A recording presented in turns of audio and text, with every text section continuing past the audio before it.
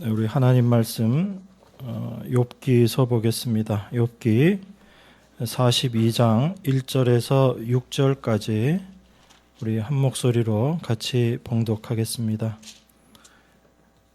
구약성경 802페이지 욥기 42장 1절에서 6절입니다. 함께 봉독합니다. 욥이 여호와께 대답하여 가로되 주께서는 무소불능하시오며 무슨 경영이든지 못 이루실 것이 없는 줄 아오니 무지한 말로 이치를 가리우는 자가 누구니이까? 내가 스스로 깨달을 수 없는 일을 말하였고 스스로 알 수 없고 헤아리기 어려운 일을 말하였나이다.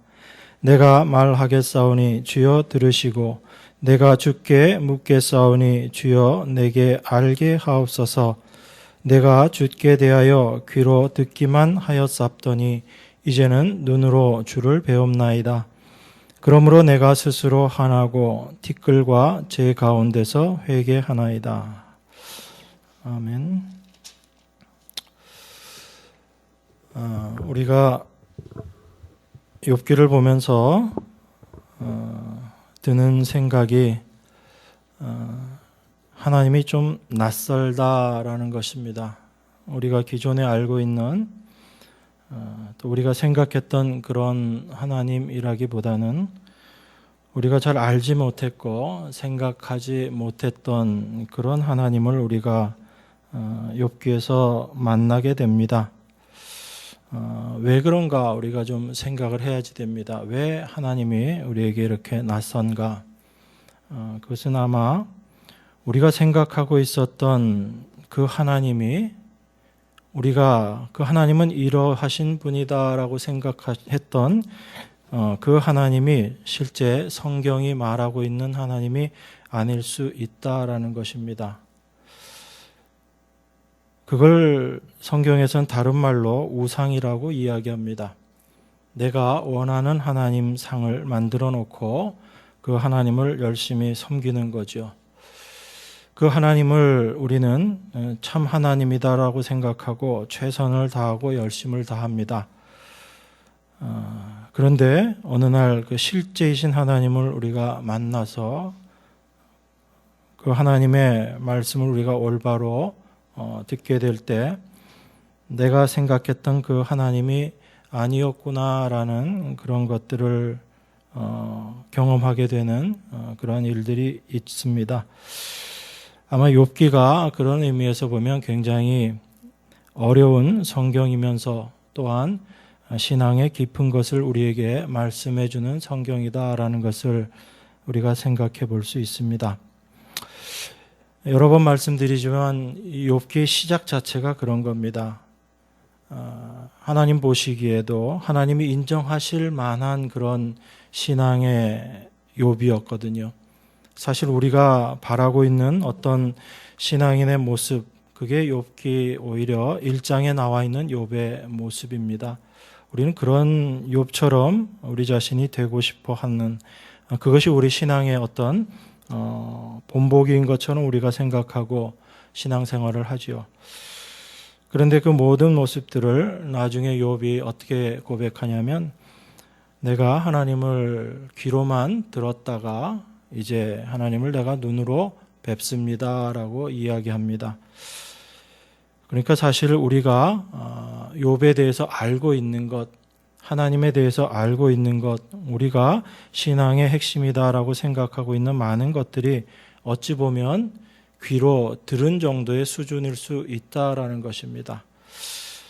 그런데 그 욥이 모든 이 고난들을 겪고 나서 하나님을 만나고 그 하나님의 말씀을 듣고 난 이후에 욥의 고백이 내가 이제 하나님을 눈으로 뵙습니다라는 그 고백이거든요. 그런 의미에서 생각해 보면 우리가 정말 올바로 하나님을 알고 있는가라는 것을 분명히 생각해야지 됩니다. 그리고 우리가 욥기에서 반드시 잊지 않고 기억해야지 되는 것은 무엇인가 하는 것이냐면 우리의 신앙의 중심이 과연 누구인가라는 것을 우리가 기억해야지 됩니다.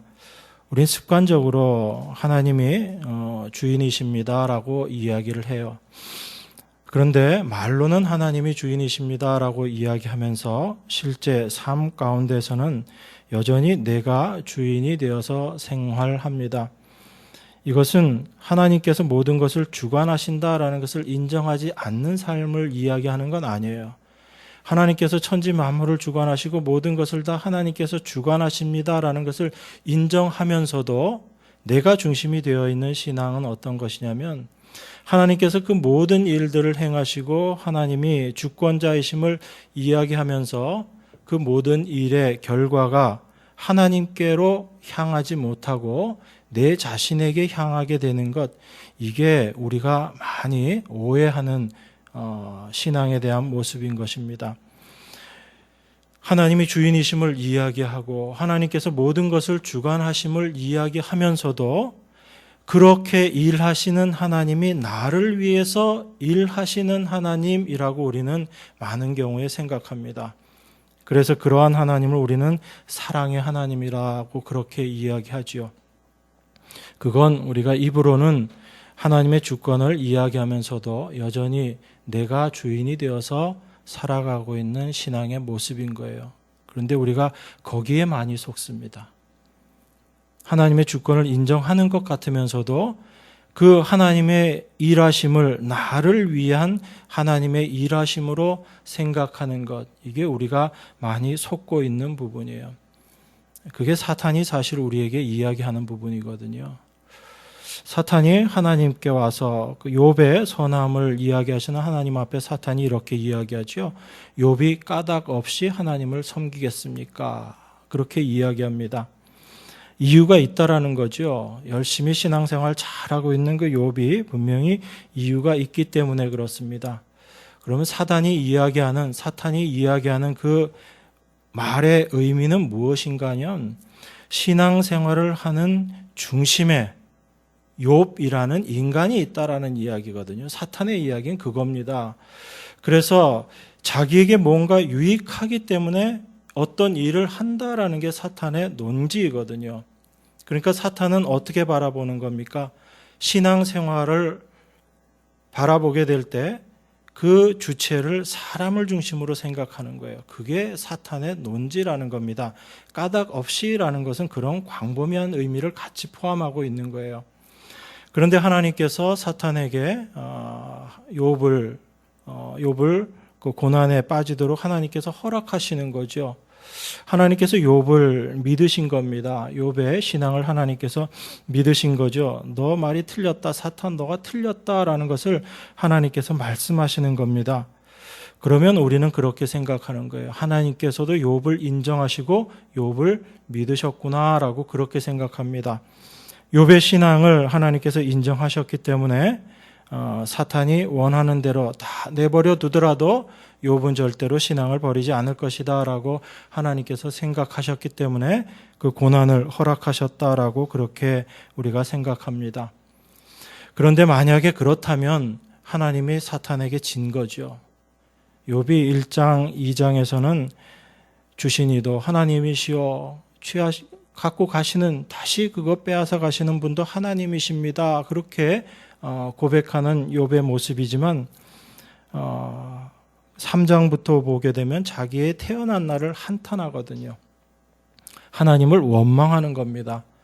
그런 차원에서 보면 오히려 하나님께서 사탄과의 내기에서 진 것처럼 그렇게 보여지게 돼요. 그 이후의 내용들을 보면 욥이 끊임없이 하나님께 질문하잖아요. 왜 내가 이런 고난 받아야지 됩니까?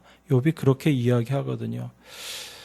그런 차원에서 우리가 이 전체적인 것을 이해하게 되면 욥기가 올바로 이해가 안 되는 겁니다. 하나님께서 사탄에게 욥을 마음껏 너 원하는 대로 해보아라 라고 허락하신 그 이유가 무엇인가 하면 그 욥의 신앙에 대해서 하나님께서 자신이 있으셨던 거예요. 그 자신이 있으셨다는 얘기는 어떤 거냐면 욥을 하나님이 믿었다라는 것이 아니고 욥에게 믿음을 주시고 욥의 삶을 이끌어 가시고 인도하시는 분이 하나님이시기 때문에 하나님 자신을 믿으신 거예요. 하나님 자신이 욥을 어떤 모습으로 끌고 갈 것인가를 알고 계셨고 욥의 모든 삶이 하나님의 주권하에 있는 것이었기 때문에 하나님께서 욥을 믿으신 겁니다. 그게 우리가 보기에는 욥을 믿었다라는 그런 모습으로 보이지만 사실은 그것은 하나님께서 당신 자신을 믿으신 거죠. 우린 그걸 봐야지 됩니다. 욥기서를 통해서. 그래서 이 모든 일들을 주관하시는 분이 바로 하나님이시다라는 걸 우리가 알아야지 되는 거예요. 심지어 악조차도 하나님께서 주관하고 계신다라는 것을 우리가 분명히 알아야지 되는 거죠. 그래서 40장 후반부터 이렇게 보면은 하마 이야기를 합니다. 이게 우리 그 번역에는 하마라고 되어 있지만 이게 헤메모스라고 베헤모스라고 그렇게 되어 있거든요. 큰 짐승이라는 그런 표현입니다. 그런데 이 짐승의 모습을 악한 자로 표현하고 있거든요. 그리고 41장에서 보면 악어를 이야기합니다. 이게 리워야단이라고 그래서 이것도 물속에 있는 아주 괴물을 이야기하는 겁니다. 악한 짐승 이야기하는 거거든요. 그런데 그 모든 것들을 인간이 어떻게 할 수 있느냐라고 이야기하면서 사실은 이 모든 것들조차도 하나님께서 주관하고 계신다라는 것을 욥에게 이야기하시는 거죠. 그래서 우리가 낯선 겁니다. 하나님에 대해서 올바로 알지 못하고 이 욥기서를 보게 되면 우리의 상식에서 이 욥기서를 보게 되면 힘들고 어려운 거죠. 욥기서는요, 이 욥의 고난을 통해서 욥을 지금보다 더 나은 신앙의 사람을 만들기 위한 것도 사실은 아닌 거예요. 물론 하나님의 일하시는 그 과정 속에 욥이 하나님을 귀로만 듣다가 이제 눈으로 보는 그 욥으로 바뀌어지지만 이것 자체가 하나님의 일하심의 목적이 아니다라는 겁니다. 우리는 자꾸 그리로 가는 거예요. 그래서 내가 이 모습에서 지금보다 더 나은 내가 되어서 이제 하나님 앞에 정말 복을 받는 자가 되어야지 되겠다라는 것이 우리들의 생각인데 사실 하나님의 뜻은 그게 아니거든요. 하나님이 목적하시는 바를 하나님께서 이루어내시고 그 이루어내는 과정 속에서 욥의 변화된 모습들, 욥에게 어떤 유익이 더해지게 된 거죠. 그래서 욥기서의 마지막은 어떤 게 마지막이라고 그랬어요? 욥이 갑절의 복을 받은 겁니까? 아니면 욥도 죽었더라예요. 욥이 죽었다라는 게 욥기서의 결론이거든요. 어떠한 위치에 있는 자든지 그는 결국은 죽을 수밖에 없는 존재다라는 것이 욥기서가 우리에게 이야기해 주고 있는 거예요. 그 모든 과정들을 통해서 무엇이 드러나야지 되는가 하면 하나님께서 우리의 모든 것들을 주관하시고 하나님은 당신의 말씀하신 바를 하나님께서는 반드시 이루어내신다라는 거기에 우리의 시선이 가 있어야지 됩니다. 그게 우리 날마다의 신앙생활 모습이 되어야지 되는 거예요. 우리가 우리 자신에게 집중하고 내 스스로를 바라보고 나의 어떤 나아짐, 나의 유익을 위해서 신앙생활을 한다면 사실 그게 우리가 우상을 섬기며 신앙생활을 하는 거거든요. 우린 거기서 벗어나야지 됩니다. 거기서 벗어나게 될 때 하나님의 일하심을 이제 우리가 올바로 볼 수 있는 거예요. 그러니까 사실 1장, 2장에 나와 있는 그런 욥의 모습은 귀로만 들었던 신앙의 모습인 거예요. 욥의 신앙에 있어서. 그런데 그 모든 고난의 과정들을 겪고 이제 하나님께서 욥에게 나타나셔서 하나님의 말씀을 듣고 난 이후에 그리고 나서 욥이 깨닫게 된 것 사실 그것도 하나님께서 욥을 깨우쳐 주신 거죠. 하나님께서 나타나셔서 욥을 깨우쳐 주신 겁니다. 그래서 그 친구들과 욥의 이야기들이 다 마무리되고 38장에 하나님께서 나타나셔서 하시는 첫 마디가 뭐예요? 무지한 말로 이치를 어둡게 하는 자가 누구냐? 이게 하나님의 첫 번째 말씀이거든요. 욥이나 욥의 친구들이나 다 어떤 자라는 이야기예요? 무지한 자라는 이야기입니다. 하나님을 알지 못하는 자라는 얘기예요. 뿐만 아니라 자기 자신이 어떠한 존재인지도 알지 못하는 자들이다라는 그 이야기를 하나님께서 하시는 겁니다. 그래서 무지한 말로 이치를 어둡게 하는 자가 누구냐라고 하나님께서 말씀하시고 너희들이 바로 그 모습이다. 욥, 너가 바로 그러한 모습이다라고 이야기하시면서 욥에게 물어보시죠. 너가 아느냐라고 물어보시는 거예요. 하나님께서 천지 만물을 창조하시고 주관하고 계시는 그 이치들을 너가 아느냐라고 하나님께서 물어보시는 겁니다. 하나님을 만나기 전에 욥은 끊임없이 하나님께 뭘 질문했어요? 하나님, 내가 왜 고난받아야 되지요? 내가 고난받는 이유가 뭡니까? 라고 욥은 끊임없이 질문했던 거예요. 그 질문을 했던 이유가 뭡니까? 자기 스스로 생각하기에는 고난받을 이유가 자기에게 없다라고 생각했기 때문에 그래요. 왜 그랬죠? 하나님이 인정하신 모습이었잖아요. 순전하고 악에서 떠난 자라는 그 인정을 받을 만큼 열심히 욥은 자기 신앙생활을 했던 사람이에요. 그 모습 속에서 자기가 고난을 받는 것을 생각할 때 이해가 안 되는 거죠. 내가 뭔가 잘못한 게 있고 죄가 있다라고 생각했으면 그 죄로 말미암아 내가 고난받는 것이다라고 욥이 수긍했을 겁니다. 그런데 욥이 수긍을 못 하잖아요. 왜 하나님 나에게 이 고난이 와야지 되는 것입니까? 라고 끊임없이 질문할 수밖에 없었던 이유는 욥 스스로가 생각하기에도 이해가 안 됐던 거예요. 내가 죄를 지은 것도 없는데 내가 이렇게 열심히 나의 모든 것을 바쳐서 나의 물질과 나의 모든 정성을 바쳐서 하나님을 섬겼는데 왜 나에게 고난이 오는가라는 것, 이게 도무지 납득이 안 됐던 거죠. 우린 거기서 욥의 신앙의 중심이 어디에 있는가를 발견해야지 되는 거예요. 그 중심이 바로 자기 자신에게 있는 겁니다. 나를 기준으로 모든 걸 판단하는 거죠. 나는 이러한 자인데 하나님께서 왜 이렇게 일하십니까? 라는 거예요. 우리 자신의 신앙생활에서도 그걸 볼 수 있어야지 됩니다. 그걸 보지 못하면 우리는 여전히 우리 주변에서 일어나는, 내 주변에서 일어나는 일들을 이해하지 못하고 그저 답답한 것으로 끝날 수밖에 없어요. 그런데 하나님의 일하심을 우리가 고백하게 되면 내가 어떤 모습으로 처하더라도 이게 중요한 게 아니구나라는 것을 알게 됩니다. 더 깊이 있게 말씀드리면 내가 잘해서 복받아야 될 존재가 아니라 나는 고난을 받고 나는 저주를 받아 마땅한 존재이구나라는 것을 아는 모습까지 가셔야지 되는 거예요. 그 모습 속에서 하나님의 은혜가 무엇인지를 우리는 이제 올바로 알게 되는 거거든요. 욥기서는 그걸 이야기해 줍니다.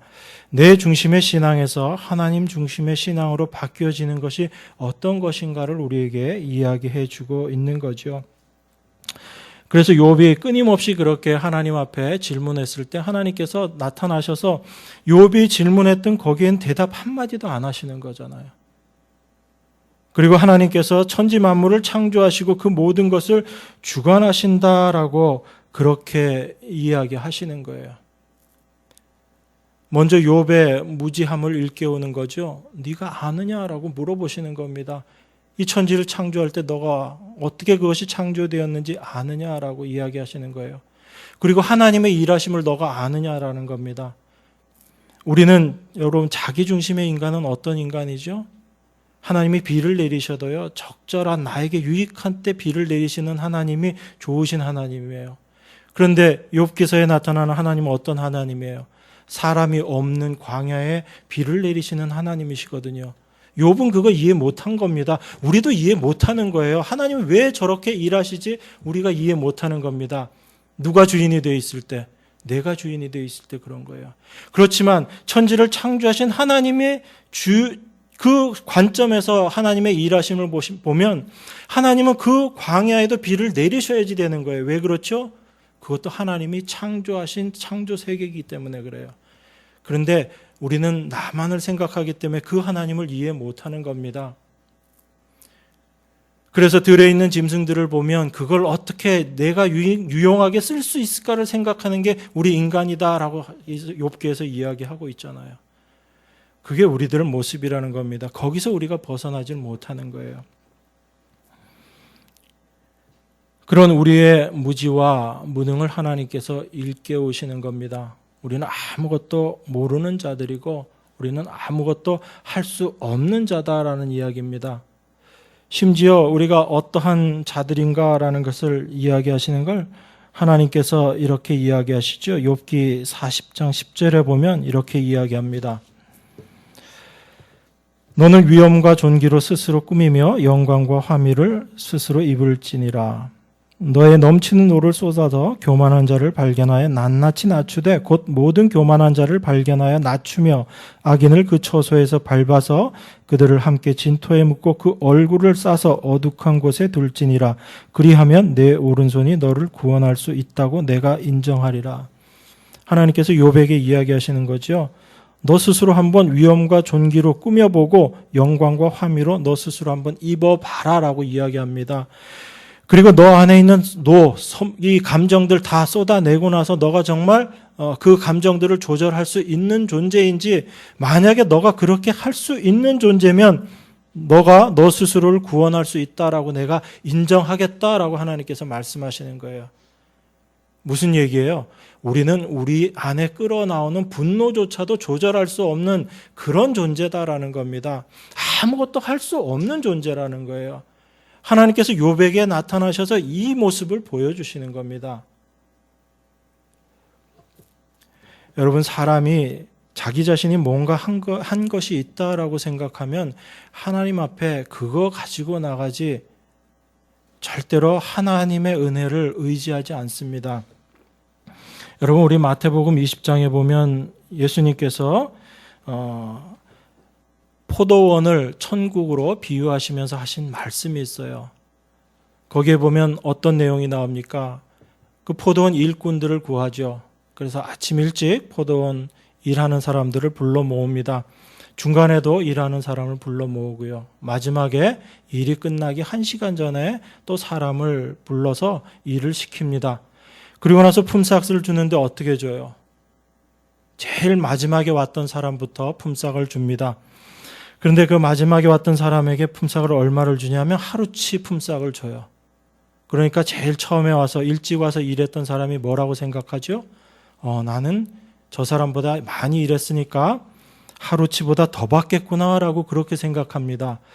그런데 그 사람에게 하나님께서 동일하게 하루치 품삯을 주세요. 그랬더니 그 사람이 어떻게 해요? 원망하죠? 그랬더니 하나님께서 하신 말씀이 그거예요. 마태복음 20장 15절에 보면 하나님께서 이렇게 이야기하십니다. 내 것을 가지고 내 뜻대로 할 것이 아니냐? 내가 선함으로 내가 악하게 보느냐? 이렇게 이야기합니다. 하나님께서 하나님의 뜻대로 일하시는데 하나님의 것을 가지고 하나님께서 주시고 하나님의 스스로 하나님께서 뜻하시고 정하시고 그 일을 하시는데 너가 이런 나를 스스로 악하다라고 그렇게 이야기하느냐라고 하나님께서 그렇게 말씀하세요. 왜 처음에 왔던 사람이 하나님 앞에 이렇게 대들게 되는 거죠? 자기 자신이 뭔가 한 게 있다고 생각하기 때문에 그래요. 하나님이 부르시지 않으셨으면 그날도 일도 못하고 그냥 공치고 돌아갈 수밖에 없었던 그 존재인데 그를 불러주신 하나님의 은혜를 깨닫지 못하는 거예요. 왜 하나님의 은혜가 그 사람에겐 가리워졌던 거죠? 내가 뭔 게 한 게 있다라고 생각하기 때문에 그래요. 저 사람하고 비교해서 내가 뭔 게 한 게 있다라고 생각한 겁니다. 저 사람은 와서 1시간밖에 일 안 했는데 나는 하루 종일 수고하고 애썼는데 저 사람보다 내가 한 게 있지라는 그 생각을 가졌던 거예요. 그 생각이 무엇을 바라보지 못하게 하냐면 하나님의 은혜를 바라보지 못하게 하는 거예요. 그 자를 하나님께서 어떻게 얘기하세요? 내가 심판을 피하겠느냐라고 물어보십니다. 악하다는 이야기예요. 이렇게 일하는 하나님을 악하다라고 이야기하는 너가 바로 심판받아야 되는 자다라고 이야기합니다. 그러니까 천국은 하나님의 은혜를 아는 자들만 가는 곳이고요. 지옥은 하나님의 은혜를 모르는 자들만 가는 데예요. 그러니까 우리가 그걸 분명히 알지 못하면 우리의 신앙의 모습이 어떠해야 하는지를 자꾸 놓치게 되는 겁니다. 하나님께서 왜 우리들의 삶 가운데서 우리를 자꾸 죄 가운데 몰아넣으시기도 하고 우리 안에 죄된 모습들을 자꾸 들추어내시는가? 우리 자신의 모습을 발견하지 못하면 하나님의 은혜가 진정 은혜로 우리에게 다가오지 못하는 거예요. 그 하나님의 은혜를 은혜로 깨닫지를 못하는 겁니다. 내가 무언가를 했기 때문에 하나님께서 나에게 이렇게 대접하시는 것이겠지라고 그렇게 생각하는 거죠. 하나님께서 욥에게 말씀하실 때 욥기 40장 8절에 보면 그 얘기 나옵니다. 욥에게 쭉 이야기하셨을 때 욥이 하나님 앞에 이렇게 이야기하죠. 내가 4절에 보면 나는 미쳐나오니 무엇이라 주께 대답하리이까 손으로 내 입을 가릴 뿐이로소이다. 내가 더 아무 할 말 없습니다. 라고 그렇게 이야기합니다. 그랬더니 하나님께서 욥에게 말씀하시면서 8절에서 이렇게 이야기합니다. 내가 내 심판을 패하려느냐 스스로 의롭다 하려 하여 나를 불의하다 하느냐 이렇게 이야기하는 겁니다. 여러분 욥의 이 모습이 바로 하나님 앞에 어떤 모습이었냐? 바로 자기 스스로를 의롭다라고 생각하면서 그렇게 일하시는 하나님을 불의하다라고 이야기하는 모습이다라는 것을 하나님께서 욥에게 말씀하신 거죠. 이것이 바로 예수님께서 비유로 들었던 바로 그 포도원에서의 일꾼들의 모습이었다라는 겁니다. 내가 뭔가 한 게 있기 때문에 그것을 말미암아 내 자신의 것들을 내가 인정받아야지 되겠다라고 생각하는 그 모습인 거예요. 알게 모르게 하나님을 바라보기보다는 내 자신이 한 것들을 가지고 하나님을 이해하려고 하는 거죠. 그게 악한 모습이다라는 겁니다. 그래서 우리는 하나님의 은혜로 된 우리의 삶이면서도 사실 그걸 깨닫지 못하는 거예요. 그런데 욥이 어떻게 해서 그 하나님의 은혜로 올바로 알게 되죠? 바로 까닭 모를 자기로선 도저히 이유를 알 수 없는 그런 고난을 통해서 그 고난을 겪고 나니까 이제 하나님의 은혜가 무엇이구나라는 것을 욥이 알게 된 거죠. 여러분 우리 마태복음에 보면 예수님께서 산상수훈 이야기하시는 거 쭉 나오죠. 여러분들 그 산상수훈 내용들을 쭉 들으시고 보시면서 무슨 생각을 하세요? 내가 이 말씀대로 살아야지 되겠다라고 그렇게 생각하시죠? 그런데 그 말씀의 결론이 무엇인지 여러분들이 잘 보셔야지 돼요. 예수님께서 산상수훈을 다 말씀하시고 나서 이제 산에서 내려오십니다. 그 산에서 내려오실 때 제일 처음 만난 사람이 누구예요? 문둥병자 만나는 거예요. 우리가 하나님의 그 말씀 산상수훈을 다 듣게 되면 우리 자신이 깨달아야지 될 게 분명히 있습니다. 그게 뭐냐면 내가 문둥병자구나라는 걸 여러분들이 깨달으셔야지 되는 거예요. 그 말씀 들으면서 주님 내가 이 말씀 다 지켜 행하겠습니다. 이 말씀대로 내가 살겠습니다. 이걸 우리가 결심하고 결단하는 것이 아니고 나는 하나님 앞에 문둥병자입니다. 나는 아무것도 할 수 없는 존재이고요. 내가 하는 것은 하나님 앞에 오히려 저주받을 수밖에 없는 모습입니다. 내 자신이 바로 저주의 존재입니다. 라는 것을 그 말씀을 통해서 깨달아야지 되는 거예요. 하나님의 말씀이 우리에게 임하게 되면 산에서의 그 하나님의 말씀이 우리에게 임하게 되면 우리가 깨달아야지 되는 것이 바로 그거라는 이야기예요. 이스라엘 백성들을 애굽에서 건져내셔서 시내산에서 하나님의 말씀을 주십니다. 그 말씀을 주실 때 이스라엘 백성들이 어떻게 했어요? 그 말씀 다 지켜 행하겠습니다라고 그렇게 얘기했잖아요. 그 이야기했던 이스라엘이 결국 어떤 모습으로 드러나요? 우상 섬기는 모습으로 드러나잖아요.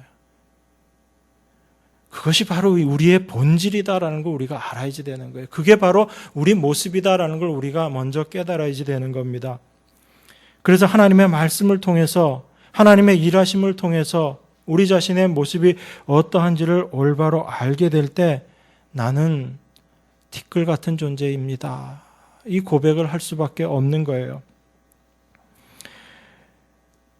욥이 하나님의 이 말씀을 듣고 오늘 본문 말씀을 보면 욥이 이렇게 이야기하죠. 5절에서 내가 주께 귀로 듣기만 하였사더니 이제는 눈으로 주를 배움나이다 라고 이렇게 이야기합니다. 아마 욥은 고난을 겪으면서 자기 자신을 하나님께서 버리셨다라고 그렇게 생각했을 수도 있을 겁니다. 그런데 그 모든 것들이 사실 그렇게 생각했던 그 모습이 자기가 중심이 되어서 생각했던 그 모든 것들이 바로 귀로 듣기만 한 그런 수준이었다라는 것을 우리가 생각할 수 있습니다. 욥이 2절, 3절에서 뭐라고 이야기해요?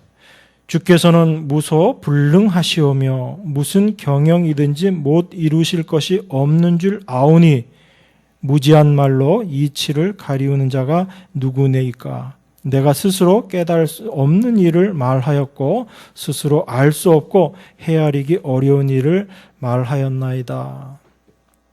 하나님의 일하심을, 하나님의 음성을 통해서 이제 욥이 분명히 알게 되고 자기 자신이 바로 무지한 말로 하나님을 가리우는 자였다라는 것을 욥이 하나님 앞에 지금 고백하는 거죠. 그래서 내가 깨달을 수 없는 일을 말하였고 알 수 없고 헤아리기 어려운 일을 내가 말했었습니다라고 그렇게 이야기합니다. 그리고 그러했던 자기 자신의 모습을 귀로 듣기만 했던, 하나님에 대해서 귀로 듣기만 했던 저였습니다라고 그렇게 고백하는 거예요. 그 모든 상황 속에서 이제 욥이 내가 이제 하나님을 눈으로 뵙습니다라고 그 고백을 하는 거예요. 욥의 그 고난의 과정들을 통해서 자기가 많은 것들을 잃어버렸죠. 자기가 가지고 있던 것들 모든 것 다 잃어버렸습니다. 그런데 그 모든 것들을 다 잃어버리고 나서 처음에는 그것이 원망이 되고 하나님께 도무지 납득하지 못하는 그런 하나님을 원망하는 이유가 됐지만 하나님의 음성을 듣고 하나님을 이제 뵙고 나니까 자기에게 주어진 그 모든 것들이 사실은 하나님의 은혜였었구나라는 것을 알게 된 거죠. 자기가 신앙생활을 잘할 수 있었던 것도 하나님의 은혜, 하나님의 주관하심이었다는 걸 욥이 알게 된 거예요. 그 전까지는 욥이 내가 하나님 말씀 듣고 열심히 그 말씀 쫓아서 신앙생활 하는 것, 이것을 자기 자신의 자랑으로 어찌 보면 감추어진 자기의 의로 생각하고 있었는데 하나님의 일하심을 이제 분명히 알고 나니까 그 모든 것들이 하나님의 은혜였다라는 걸 알게 된 거죠. 자기의 자녀들이나 자기의 재산들이나 자기의 건강조차도 하나님께서 자기에게 허락하심으로 말미암아 누릴 수 있게 된 것이었다라는 것을 욥이 알게 된 거죠. 여러분, 우리가 요나서를 봅니다. 요나서 4장에 보면 어떤 내용이 나와요? 하나님께서 요나에게 니느웨로 가서 하나님 말씀 외치라고 하지요. 여러 가지 곡절을 겪고 나서 요나가 니느웨에 가서 하나님 말씀을 선포를 합니다. 그리고 나서 그 성에 무슨 일이 일어나는가라는 것을 요나가 보기 위해서 어떻게 해요?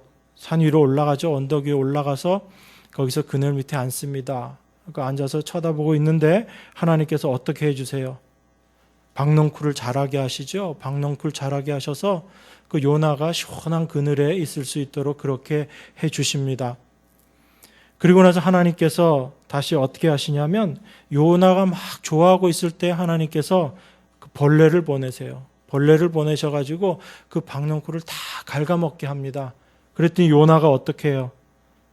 아주 뜨거운 햇볕 아래 그가 놓이게 되니까 그 하나님을 원망하죠. 왜 나한테 이렇게 하십니까? 라고 요나가 하나님께 원망합니다.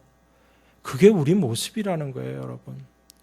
그게 바로 우리 자신의 본질이라는 겁니다. 우리도 똑같이 요나처럼 욥처럼 그렇게 반응하면서 살 수밖에 없는 그 모습으로 우리가 살아가고 있던 거죠. 그 모습을 우리가 알게 됐을 때 우리가 하나님을 바라보는 시각이 달라질 수밖에 없는 겁니다. 여러분, 욥이 하나님 앞에 회개하면서 6절에서 이렇게 이야기합니다. 그러므로 내가 스스로 한하고 티끌과 제 가운데서 회개합니다라고 그렇게 이야기해요. 우리가 잘 알고 있듯이 티끌과 죄 가운데서 회개한다라는 이것은 내 자신이 티끌과 같은 존재입니다. 내가 죄와 같은 존재입니다라는 것을 고백하는 그 모습이거든요. 이건 정말 아주 깊은 슬픔 가운데 있을 때 이스라엘 사람들이 했던 하나의 그 표현의 모습입니다. 머리 위로 죄를 날리고 나는 정말 티끌과 같은 존재입니다라는 그 고백을 하는 거거든요. 그런데 이 티끌에 대한 이야기가 처음 나오는 것이 창세기입니다. 창세기 2장에 보면 하나님께서 사람을 흙으로 지으셨다라고 이야기해요. 그 흙으로 지으셨다는 그 흙이 바로 티끌이라는 이야기거든요. 욥이 지금 여기에서 내가 티끌과 재 가운데서 회개합니다라고 이야기하는 이 티끌, 아파르, 이게 바로 하나님께서 2장 7절에 창세기 2장 7절에서 흙으로 사람을 만드셨다라고 이야기할 때 그 흙이거든요. 그런데 하나님께서 흙으로 창조하신 그 인간에게 생기를 불어 넣으심으로 말미암아 그들이 생령이 되었다라고 이야기해요. 생혼이 되었다라고 이야기합니다. 살아있는 존재가 되었다라는 이야기예요. 하나님과 교제할 수 있는 존재가 되었다라는 이야기입니다. 그런데 인간의 본질은 뭐란 얘기예요? 흙이라는 이야기예요. 그 흙에 하나님의 생기가 더해짐으로 말미암아 살아있는 존재가 되었다라는 거죠. 그러면 거기에서 하나님의 모습이 빠져나가 버리면 그 죽은 흙인 거예요.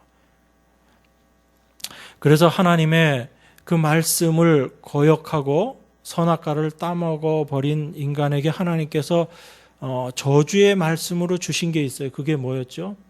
너는 흙이니 흙으로 돌아갈지니라 라는 말씀을 하나님께서 하세요. 근데 그것이 한편으로는 하나님께서 하신 저주의 말씀이지만 그게 한편으로는 인간에게 가장 축복의 말씀인 거예요. 하나님께서 타락한 인간에게 주신 말씀이 그거거든요. 너는 흙이니 이제 흙으로 돌아갈지니라 라는 이야기예요. 너가 흙임을 아는 그 위치가 되어야지 너가 이제 내 뜻대로의 사람이 될 것이다 라는 그 의미가 사실은 같이 들어가 있는 거죠.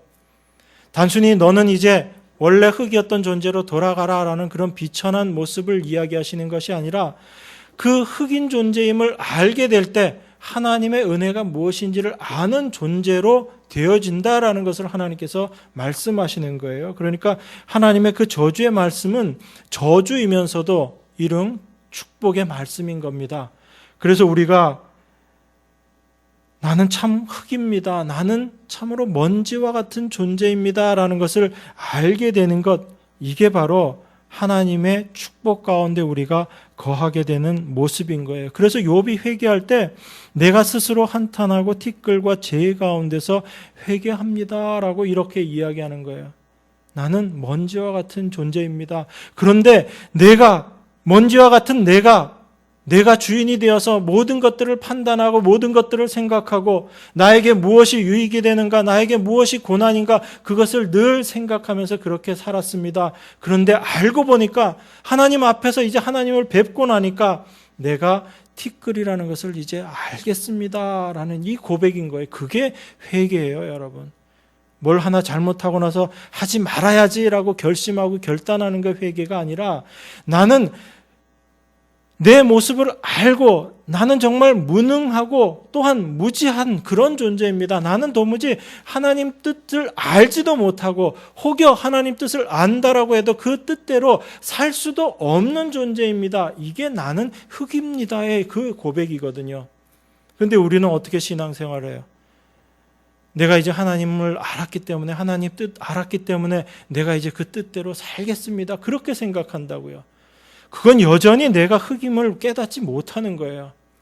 하나님의 욥에게 나타나셔서 욥이 얼마나 무지한 자인지를 알게 하시고 뿐만 아니라 욥이 얼마나 무능한 자인지까지 깨닫게 해주신 거예요.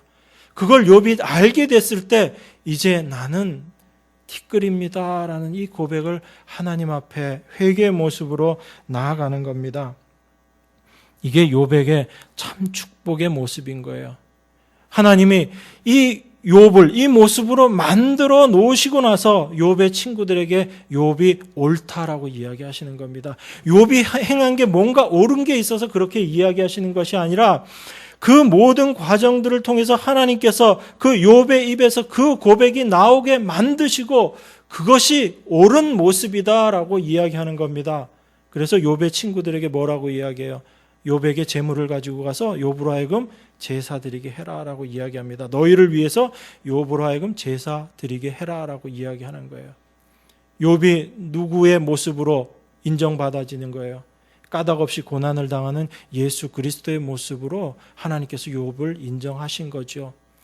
욥을 인정했다고 해서 욥을 높인다는 의미가 아니라 그 욥을 통해서 하나님께서 당신의 일을 어떻게 이루어 나아가실 것인가를 우리에게 말씀하시는 거예요. 그런데 욥의 친구들은 어땠어요? 까닭 없는 고난이 그들에게는 없었기 때문에 자기 자신이 여전히 의롭다고 생각을 했었죠.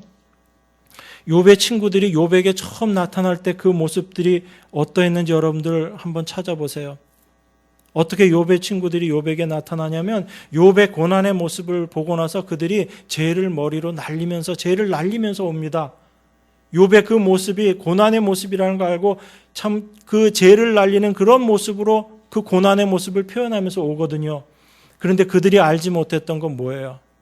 자기 자신들도 여전히 티끌과 같은 존재라는 걸 그들은 알지 못했던 거예요. 그러니까 끊임없이 욥에게 너가 잘못했기 때문에, 너가 알지 못하고 깨닫지 못했지만 너에게 뭔가 죄가 있기 때문에 하나님께서 이 고난을 주신 것이 아니냐라고 계속 이야기했던 거죠. 그들에게 하나님께서 다시 말씀하시는 겁니다. 너희들이 욥에게 가서 제사를 드려라라고 이야기하는 거예요. 그 욥의 모습을 통해서 욥이 인정한 그 모습, 그것이 바로 하나님께서 최종적으로 만들어 가실 모습이다라는 겁니다. 그러한 욥에게 하나님께서 갑절의 것으로 다시 더해 주시죠. 그 갑절의 것이라는 건 뭐라고 그랬어요? 2배로 받은 것이 아니라 이것이 진정한 복이다라는 겁니다. 어떤 거요? 내가 티끌과 같은 존재입니다. 내가 죄와 같은 존재입니다. 라고 회개하는 그 모습이 갑절의 복을 받은 모습이라는 거예요. 하나님의 은혜를 올바로 아는 자가 되었다라는 것입니다. 그게 하나님께서 갖고 계셨던 욥에 대한 믿음이셨어요. 다시 말씀드리면 하나님 당신을 믿으신 거죠. 어떻게 만드실 거를. 그 말로만 듣던, 귀로만 듣던 욥을 눈으로 하나님을 뵈는 자의 욥으로 만들어 내시겠다라는 하나님 자신을 믿으셨던 하나님 자신의 믿음이셨던 거죠.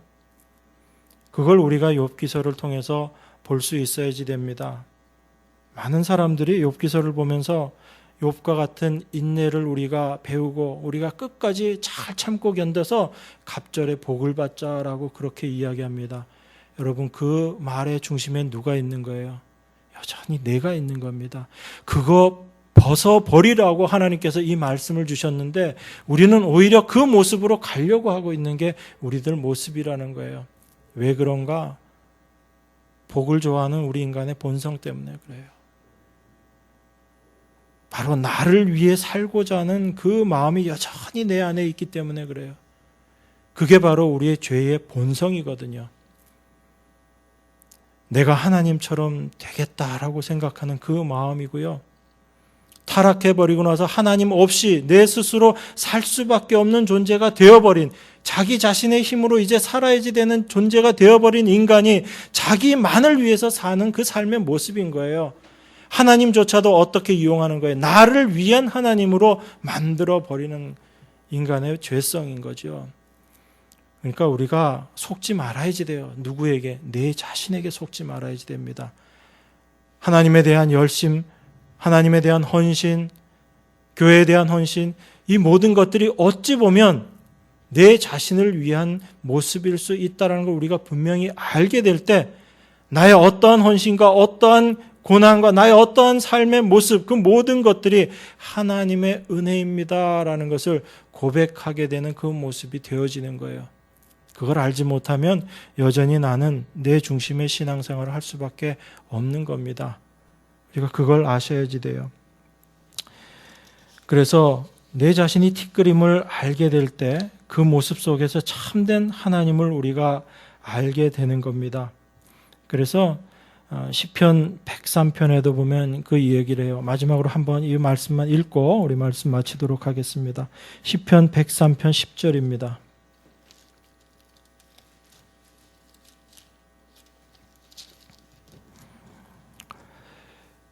(10절에서) (14절까지) 제가 봉독하겠습니다. 우리의 죄를 따라 처치하지 아니하시며 우리의 죄악을 따라 갚지 아니하셨으니 이는 하늘이 땅에서 높음같이 그를 경외하는 자에게 그 인자하심이 크심이로다. 동이 서에서 먼 것 같이 우리 죄가를 우리에게서 멀리 옮기셨으며 아비가 자식을 불쌍히 여긴 같이 여호와께서 자기를 경외하는 자를 불쌍히 여기시나니 이는 저가 우리의 체질을 아시며 우리가 진토임을 기억하심이로다. 다윗의 시인데요. 모세를 통해서 또 이스라엘을 통해서 하나님께서 어떤 분이신지를 알리셨다고 이야기를 합니다. 하나님은 공의로운 분이시지만 그 공의보다 하나님은 긍휼이 더 크신 분이다라고 다윗이 고백하는 시예요. 하나님께서 우리의 죄악을 따라서 심판하지 않으신다고 그렇게 이야기합니다. 하나님의 인자하심이 크시기 때문에 하나님께서 그렇게 하신다라고 이야기해요. 또한 그 하나님은 아비가 자식을 불쌍히 여긴 같이 우리를 불쌍히 여기시기 때문에 그렇다라고 이야기합니다. 그런데 하나님이 우리를 긍휼히 여기시는 것, 우리를 불쌍히 여기시는 이유가 무엇인가? 바로 하나님은 우리의 체질을 아시기 때문에 그래요. 우리가 진토임을 하나님께서 기억하시기 때문이라고 그렇습니다. 우리가 바로 먼지와 같은 존재임을 하나님께서 아시기 때문에 하나님께서 우리를 불쌍히 여기시고 긍휼히 여기신다라고 이야기합니다. 우리가 하나님의 긍휼 가운데 거하는 것은 우리가 먼지와 같은 그런 죄와 같은 존재임을 고백할 때라는 것을 우리가 분명히 아셔야지 됩니다. 이 모습을 통해서 하나님은 하나님의 긍휼하심을 우리에게 깨닫게 하시는 거예요. 하나님의 긍휼하심 안에 있으면서도 그 하나님의 긍휼을 깨닫지 못하고 살아가는 우리에게 하나님께서 오셔서 우리로 하여금 깨닫게 하시고 그 하나님의 은혜였음을 우리로 하여금 고백하시게 하는 그 모습으로 우리를 인도하시는 것입니다. 이게 하나님의 일하심이고 이게 하나님이 우리를 향하신 믿음이에요. 이 하나님의 일하심 가운데 있음을 감사하시고 그 하나님의 은혜를 날마다 깨닫고 고백하는 저와 여러분들이 되기를 원합니다. 기도하겠습니다. 하나님 아버지 감사합니다. 우리가 하나님 앞에 어떤 존재인지를 말씀을 통해서 잠시 묵상했습니다. 참으로 우리의 본질을 깨닫게 하시고 이러한 우리에게 베풀어진 하나님의 은혜와 하나님의 그 사랑이 얼마나 크고 놀라운 것인지를 날마다 고백하며 나아가는 저희들 될 수 있도록 하나님 함께하여 주시옵소서. 참으로 아무것도 할 것 없고 할 수도 없는 저희들을 하나님께서 은혜로 붙잡아 주시며 하나님의 뜻을 저희들을 통해서 이루어 가심을 감사드립니다. 참으로 그 하나님 형상 이루어 감을 하나님의 손으로 이루어 가심을 저희가 믿음의 눈으로 바라보게 하시고 참으로 그 하나님만 바라고 의지하는 저희들의 날마다의 삶이 될 수 있도록 하나님 축복하여 주시옵소서. 말씀하시고 이루시는 귀하신 예수 그리스도 이름으로 기도드리옵나이다. 아멘.